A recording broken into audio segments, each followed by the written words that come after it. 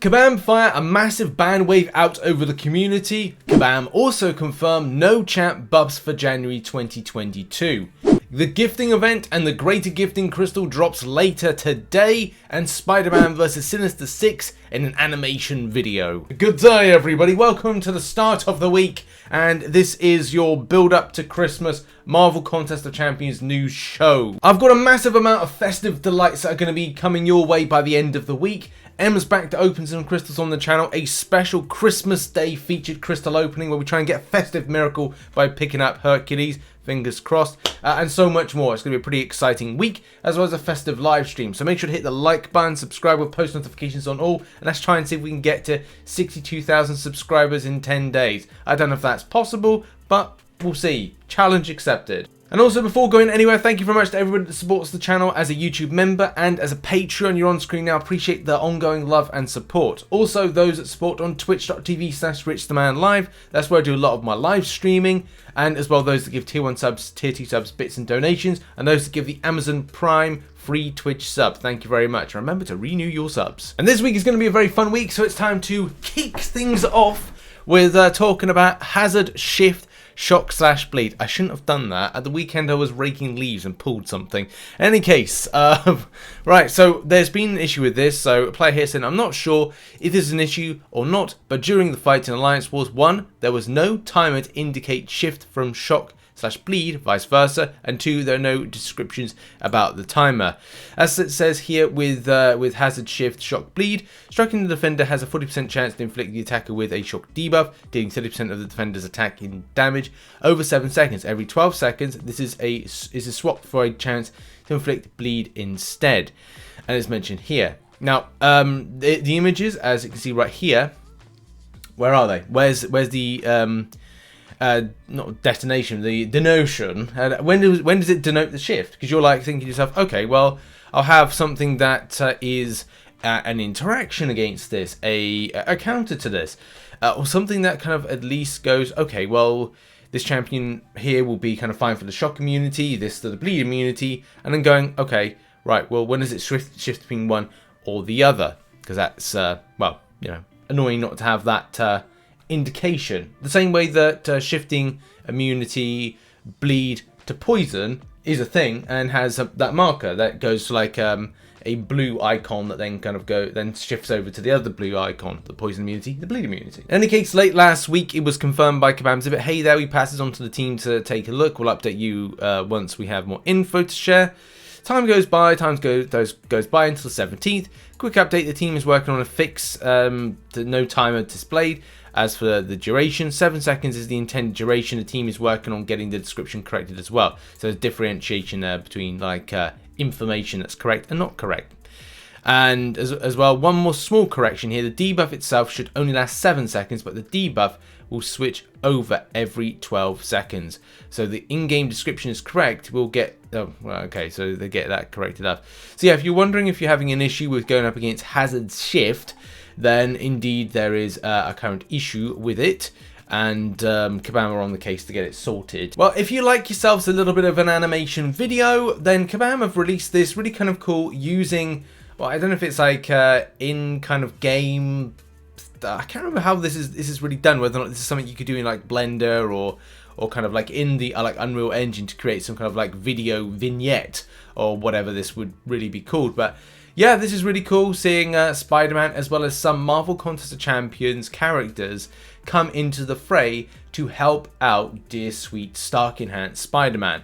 From Spider-Gwen right the way through to even, well, Cersei? Well, okay, fine. And Deadpool, of course. But yeah, look, this is pretty cool. Go and check it out. Link in the description down below. The next thing we've got to talk about is buffs for next month. Now, I know a lot of people may have thought kind of, oh, right, okay, Friday is kind of weird.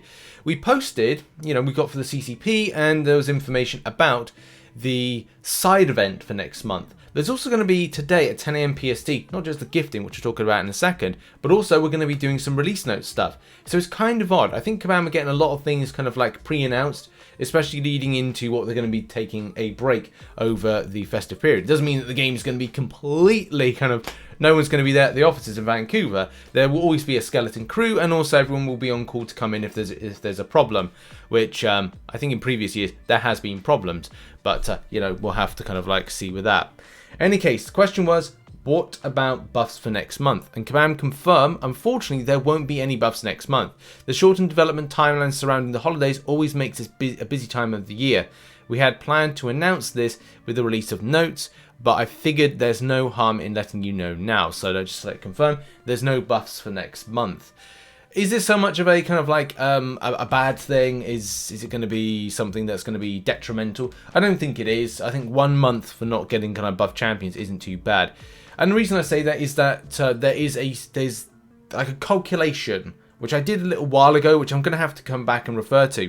And the calculation was that if all champions were to be buffed that maybe didn't have a kit revamp in any kind of way, it would put it in line with next year, well 2 years really, 2023, so early 2023, I think it was like the first 2 to 3 months of 2023, all champions would theoretically be buffed. Now that doesn't mean to say that all champions will be fine, because there are indeed need to revamp, improve, scale up numbers on certain champions. This is why we've seen some odd ones be getting like further ramp ups, like Gamora. I think Gamora had a buff about 2 years ago.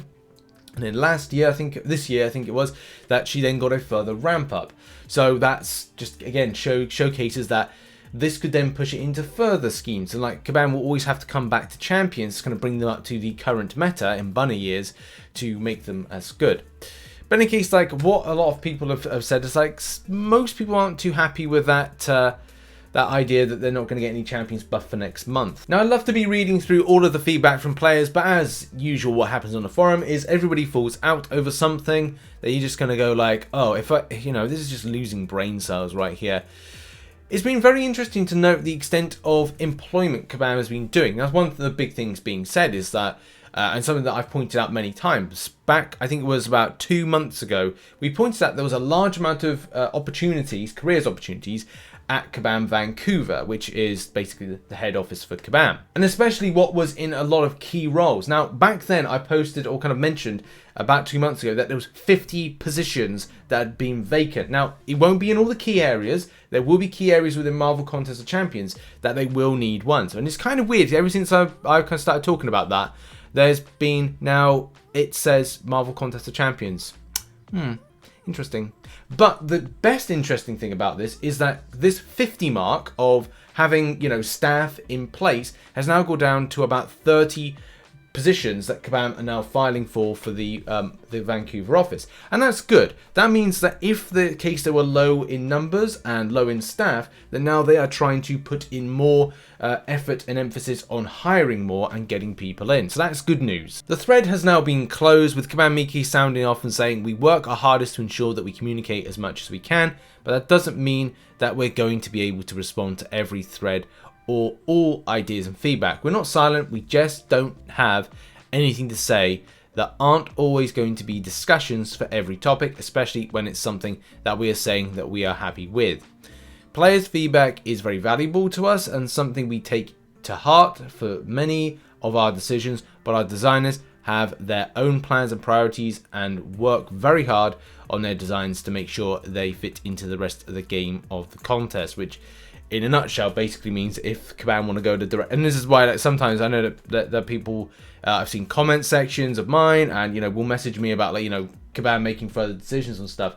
At the end of the day, unless there's reasons that Kabam feel otherwise, they will always go what they feel they want to do, unless there's kind of massive kickback on it, which we will give kickback on. I mean, look at if anybody remembers the times of the 12.0 situation and how Seaton and myself were featured in some pretty kind of like major gaming outlets news kind of things for the stuff that we kind of got involved with. It's crazy. It's been honestly a crazy old time with it. But yeah, in any case, I just hope that Kabam have a better 2022 when it comes to getting things right, because 2021, the last 6 months, have just not been the best. So wishing you the best in 2022. Right, now on to the spicy things, and that is, first of all, the ban wave. So, as a lot of you know, a massive ban wave hit out over the weekend. We'll go into like full details of this.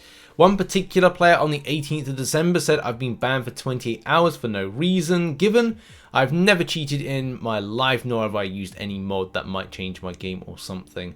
And yeah, like, here's the thing: if you've shared your account, and that's the thing, you may kind of like think that you've not, but you may have done, and that's something. Even if you got like a mate that you kind of like said, "Hey, here's my login details. Can you move me in this?" Right, that is going to be a red flag in this kind of like tracking based system. So you know, I would say caution. You got to be cautious, so cautious about this type of terms of service violations, because you know Kabam went out of their way on the 17th. So I didn't report on this because I had other stuff going on. But Kabam Mike put out this post saying, "Over the years, we've evolved the ways in which we find take action on those that use third-party software or unintended methods to gain advantage and unbalance in the contest. This is done behind the scenes, and players don't usually get much insight into it. We want to give you all the information on the actions that we've taken." And it's first off, today we actioned on 915 accounts for cheating throughout the week, or this week. This is an ongoing process that we take every week. So in a nutshell, right, as I said, don't cheat. And there's so many people that still use certain services in bunny ears, where you are basically giving anytime you give your details of your account to someone because you want to get through some content or you want them to do something for you, then you are going to have situations like this where you're going to get banned. And also there's other stuff. More importantly, today we also took action on 2,515 accounts that we have found to be cheating and botting in arenas in the last 6 months. I would say that it's like, as much as I'm glad about this, and I hope this is a new, and I think Kabam are kind of like talking about this being a new system. They're going to apologize in a minute, which you're going to read in a minute about it. But this hopefully is going to issue in a better wave for just cleaner, fresher, just decent play from people, where we get, you know, just, if I grind out arena over a weekend, or I want to shoot for a champion in the arena, at least I stand a better chance on that.